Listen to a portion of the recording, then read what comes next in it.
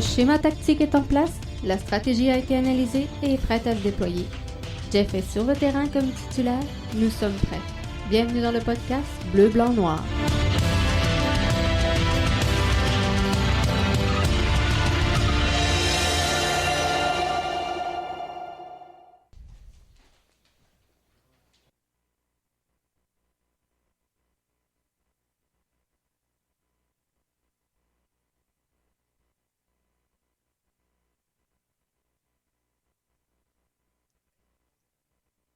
Hey, hey, je suis en train d'oublier.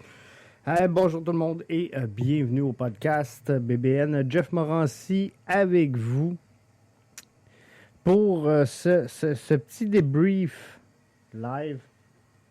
On va baisser le son un peu. Un petit débrief donc du match.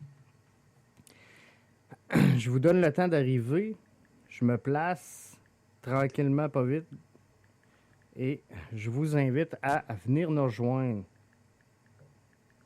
pour ce débrief du premier match de l'Impact dans le tournoi MLS is back, Jeff.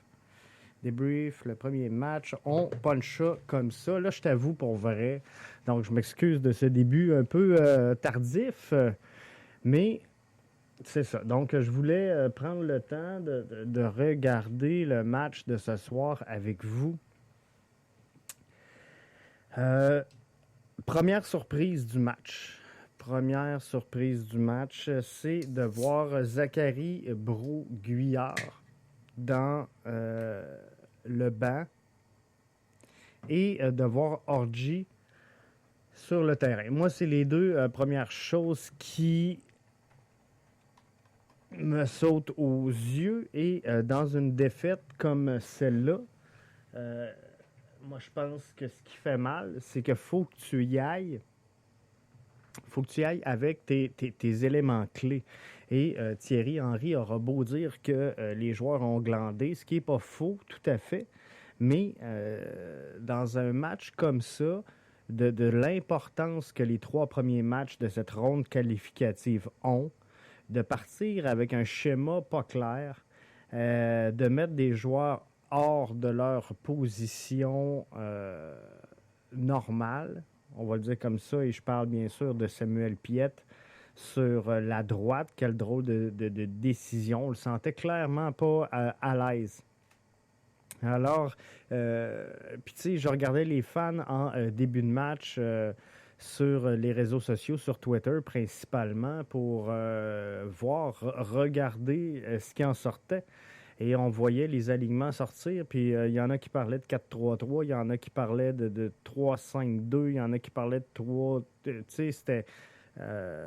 tout le monde avait sa façon d'analyser la tactique mise en place par Thierry Henry, mais quand tu n'es pas capable de former le schéma, c'est parce qu'il y a quelque chose de pas clair, il y a une ambiguïté qui est là et qui est omniprésente. Donc, il faut faire attention à ça. Et quand tu t'en vas à la guerre, quand tu veux gagner, tu t'assures d'être le plus efficient possible. Donc, être productif, c'est une chose. Être efficace, c'est une chose. Mais l'efficience, c'est d'avoir le bon joueur à la bonne place au bon moment qui fait la bonne chose. Et je pense que le schéma utilisé en première demi, n'aidait pas sincèrement à rendre la chose efficiente. L'autre surprise, c'est la profondeur au centre qui m'inquiétait.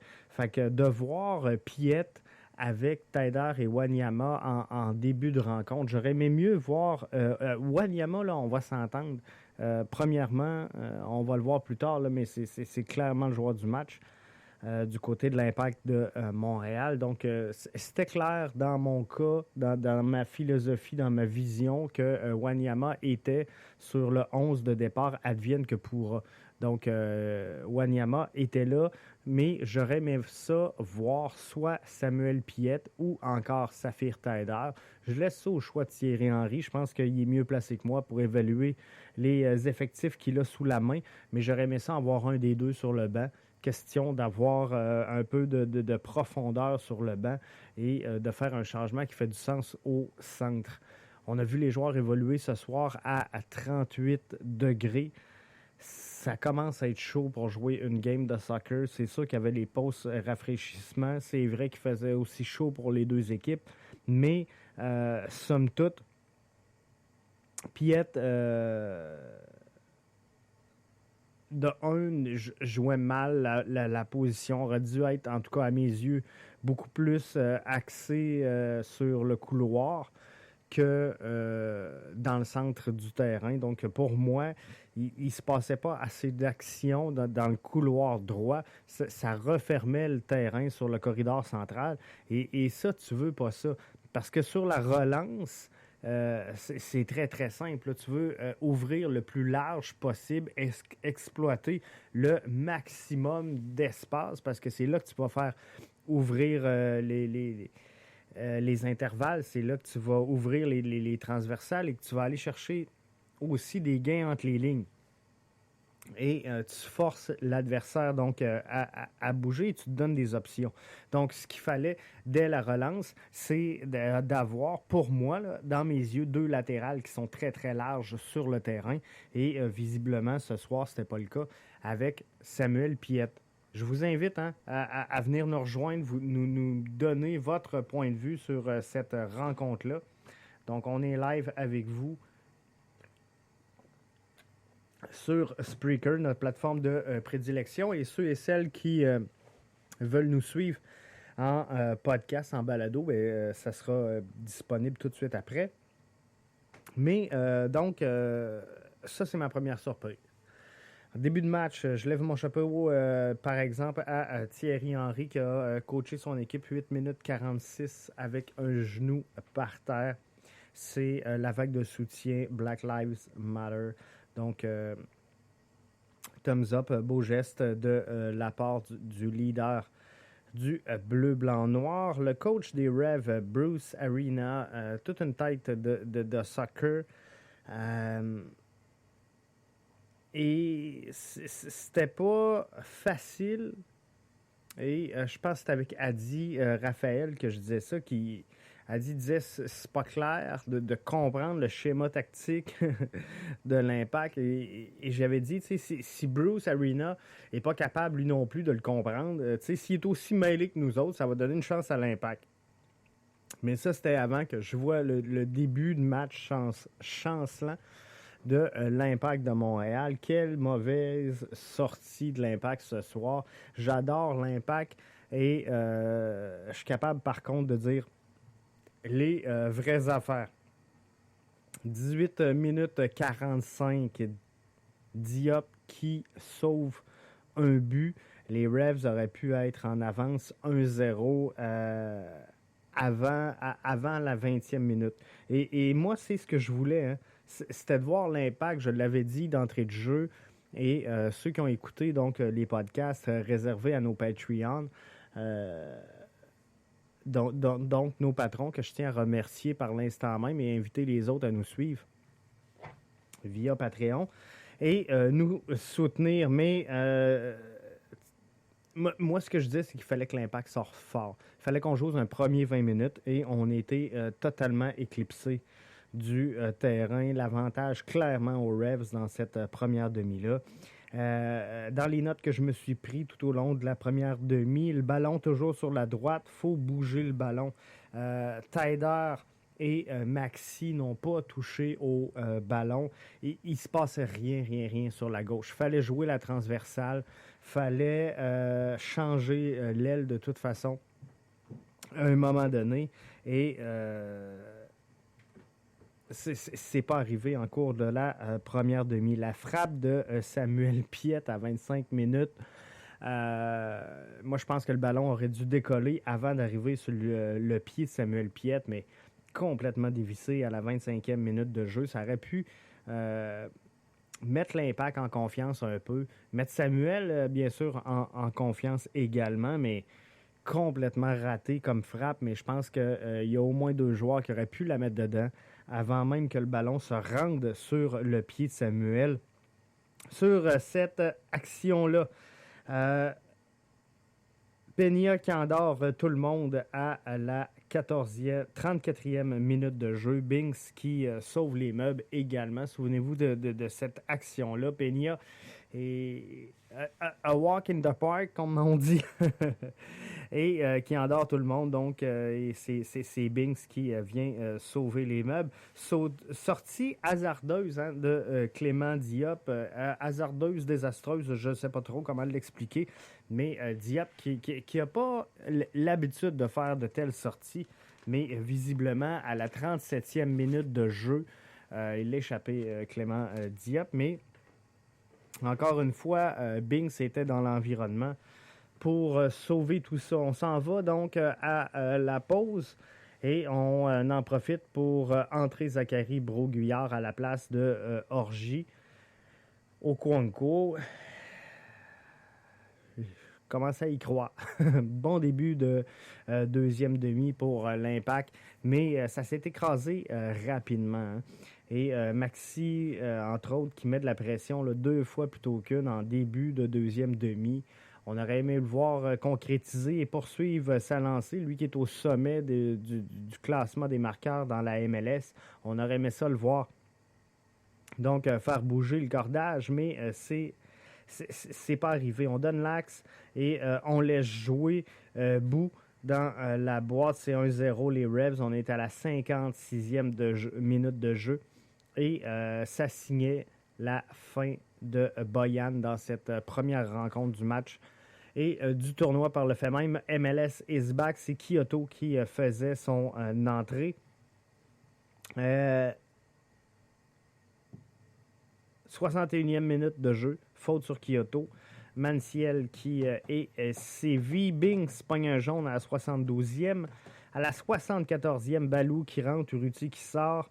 85e minute de jeu. On a vu un peu d'intensité du côté de l'Impact de Montréal. Et belle implication, par contre, de Balou Tabla dans cette rencontre-là. Et moi, ce que j'ai dénoté également, c'est Saphir Taider qui éteignait chacune des chances de l'Impact de Montréal. Chaque fois que le ballon aboutissait dans les pieds de Saphir Taider, on perdait une chance. Quel mauvais match, sincèrement, ce soir pour Saphir Taider, qui devra se raplomber. Il reste deux matchs importants dans cette ronde qualificative du tournoi MLS is back. On sait que les prochains adversaires seront Toronto et pour l'instant, à moins que le calendrier ne bouge, ce sera à l'avantage de l'Impact de Montréal puisque Toronto aura 2 matchs d'un jambe à l'intérieur de 3 jours. Faudra en profiter davantage qu'on a profité ce soir des quelques largesses que les Revs nous ont laissé. Mais il n'y avait pas que du négatif, malgré tout, dans cette rencontre-là. Et moi, j'ai bien aimé la combinaison Lassi, Balou, Wanyama. Je pense que c'est un beau triangle, donc, pour bâtir de quoi. Il y en a plein. Je vous dis qu'il y en a plein, là, mais il y a plusieurs followers sur Twitter qui me suivent sur le podcast BBN. Et quand on partageait des 11 possibles pour le match de ce soir, il y en a plein qui positionnaient Lassi Lapalainen comme étant possible latéral gauche. Je pense que ça aurait pu faire de quoi de très, très, très intéressant. Bien sûr, en combinaison ce soir, Lassi, Balou, Wanyama. Je pense que c'est un beau triangle là, pour construire de quoi et je pense qu'il faudra travailler si on veut se placer rapidement pour le prochain match et construire sur de quoi de positif parce qu'il y en a très peu de positifs à ressortir de ce match-là. Mais Lassi, Balou, Wanyama, clairement, beau triangle. Donc, je pense qu'on devrait construire là-dessus et s'amarrer après ça, finalement, pour essayer de faire de quoi de mieux, essayer de faire de quoi de bien. Balou qui... quelle frappe à la fin du match. J'y ai cru. Je vais être franc avec vous. Quand j'ai vu la frappe décoller du pied de Balou Tabla, j'y ai cru, mais d'un autre côté, Quand tu attends la 95e minute de jeu pour frapper à la porte de l'adversaire et enfin faire vibrer tes fans qui attendent ça depuis 95 minutes, il commence à être un peu tard pour obtenir des chances de marquer, mais c'est ce genre de chance-là, c'est ce genre de situation-là qui crée de la confiance chez les joueurs et qui peuvent faire en sorte que finalement, on en sorte grandi et qu'on sorte très bien donc à l'avenir pour l'Impact de Montréal. Donc, comme je vous dis, moi, je pense qu'il faut construire là-dessus le trio, pas le trio, mais la combinaison Lassi, Balou, Wanyama, moi je pense que il faudra construire là-dessus. Donc, visiblement, je pense que c'est quelque chose qu'il sera possible d'espérer pour le match contre Montréal, mais il faudra construire sur Balou et j'ai dit Lassi et Wanyama. Parce que je pense que, sincèrement, c'est les trois joueurs qui ont donné. Et Lassi, là, on s'entend, là. On ne l'a pas vu beaucoup dans cette rencontre-là. Il est rentré très, très tard. Dans cette rencontre-là. Et ça aussi. Tu sais, si on essaye de faire un peu l'analyse de ce qui n'a pas marché ce soir, moi, puis je l'ai marqué sur Twitter, je pense que la première erreur ce soir de Thierry Henry est son 11 de départ. Le 11 de départ n'était pas un 11 victorieux. Ça, c'est la première erreur du match. Deuxième erreur, selon moi, c'est de jouer un match à 38 degrés sous la chaleur accablante de la Floride et ne pas profiter de toutes les chances qu'on a d'aligner sur le terrain des joueurs frais et de la profondeur. Donc, on aurait pu bouger davantage l'alignement en utilisant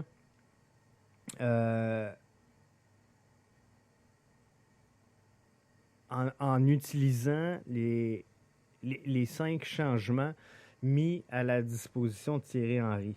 David nous dit que Lassi avait l'air... il avait de l'air perdu sur le terrain. Moi, j'ai trouvé qu'il y avait des bonnes combinaisons. David, j'ai trouvé des belles combinaisons avec Wanyama et Balou Tabla.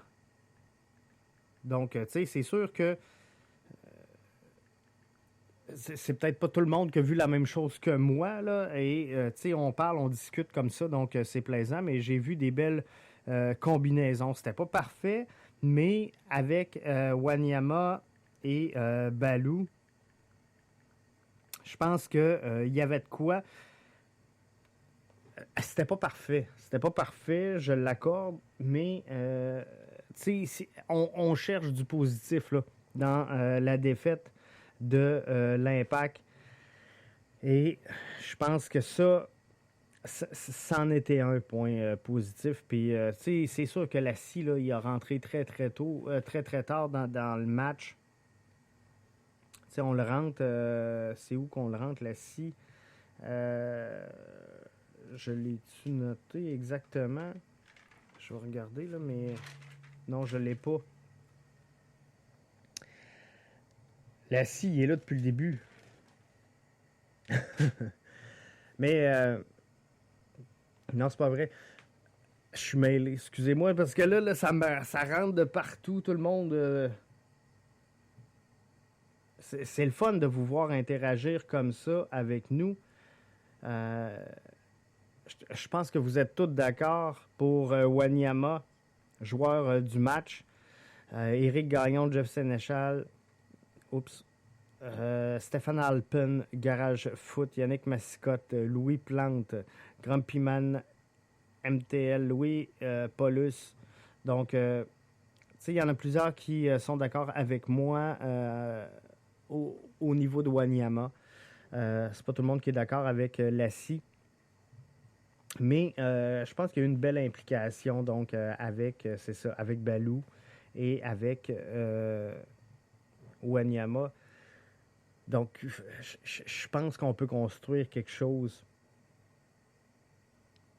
là-dessus. David, lui, dit « J'ai trouvé qu'il n'y avait aucune combinaison du tout. Peut-être que je suis trop négatif sur le match. » Le match, je vais être franc, là, le match, il était pourri, le match. Mais faut trouver de quoi à construire quand même. Le match était pourri, mais faut trouver sur quoi construire. Donc, tu sais, on cherche, comment je pourrais dire, on cherche un repère, on cherche une bouée de sauvetage, finalement, pour se préparer pour le prochain match. Donc, c'est comme ça que je vais répondre. Donc, à David, pour cette rencontre-là. Donc, est-ce qu'il y avait quelque chose de parfait? C'est clair que non.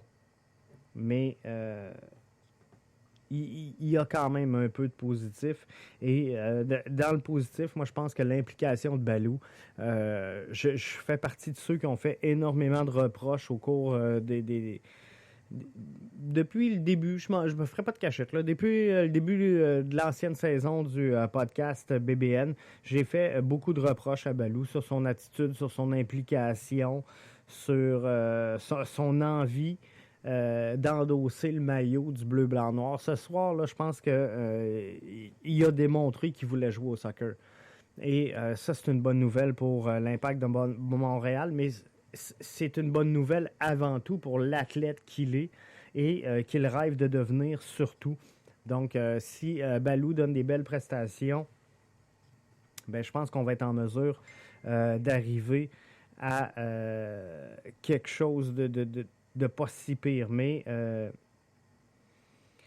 faudra voir comment tout ça va se dérouler dans les matchs.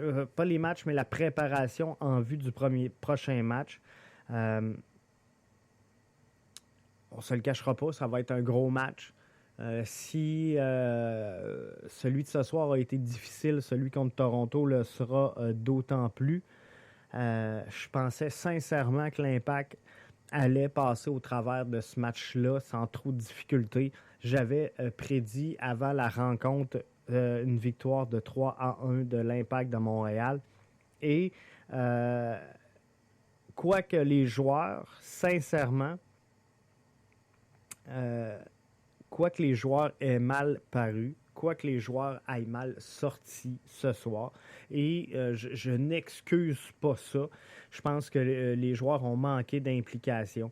Oui, il faisait 38 degrés, mais il faisait 38 degrés pour les deux formations. Oui, c'est un match en soirée après une chaude journée. C'est peut-être plus facile sous le soleil d'Orlando de jouer à 8 h le matin. À 9 h le matin qu'à 8 h le soir. Mais, somme toute, je pense que c'est inexcusable que l'Impact ne se présente pas avec plus de hargne sur le terrain dans un match d'une aussi grande importance dans cette ronde qualificative-là. Et donc, je n'excuse pas ça.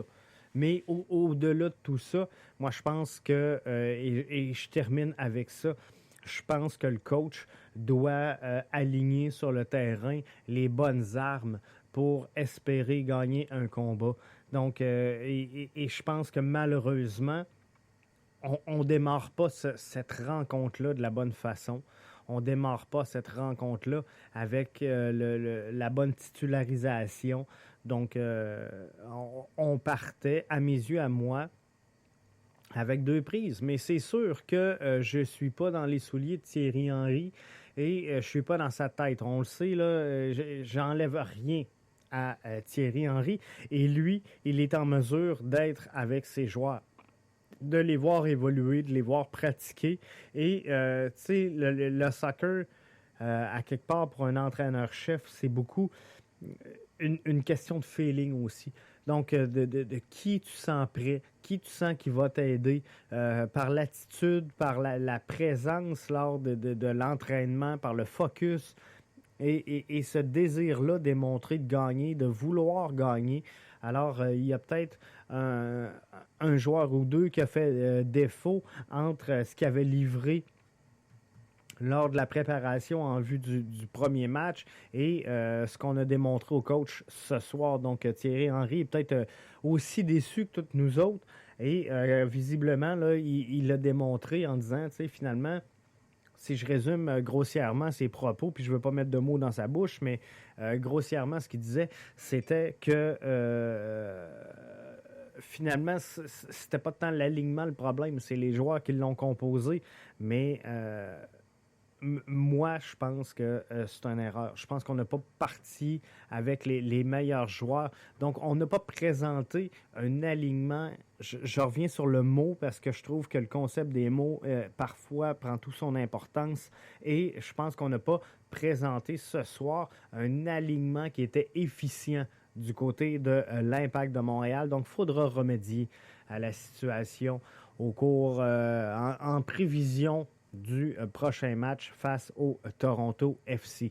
Donc, c'était Jeff Morancy avec vous en ce 9 juillet 2020 pour le débrief du match Impact de Montréal face aux Revs de la Nouvelle-Angleterre qui se solde, je vous le rappelle, par une défaite de 1-0 de la troupe de Thierry Henry en levée de rideau de sa prestation lors du tournoi MLS is Back qui se déroulera jusqu'au 11 août prochain du côté de Orlando.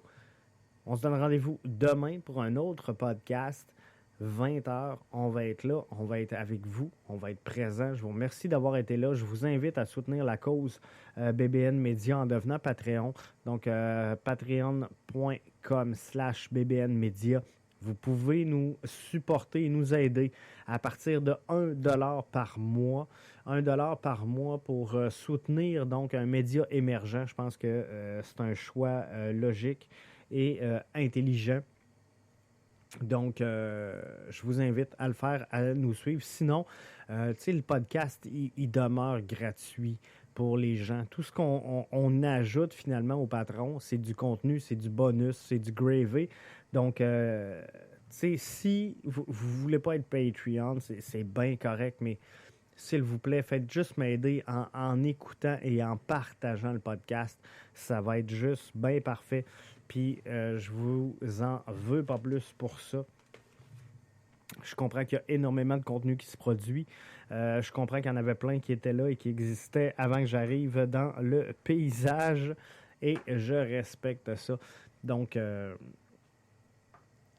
je vous invite à partager tout simplement le contenu de BBN Media.